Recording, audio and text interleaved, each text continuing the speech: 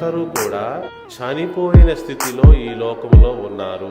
వారు మంచి చేయుటకు కానీ సత్యమైన జీవితం జీవించుటకు కానీ అవకాశము లేని పరిస్థితుల్లో ఉన్నారు. వారు ఎంత మాత్రము కూడా మంచి చెయ్యలేని పరిస్థితుల్లో ఉన్నారు. సత్యాన్ని చెప్పలేని పరిస్థితుల్లో ఉన్నారు. సత్య జీవితము జీవించలేని పరిస్థితుల్లో ఉన్నారు. గమనించండి, ఈ లోకములో ఎవడు కూడా మంచి చెయ్యలేడు.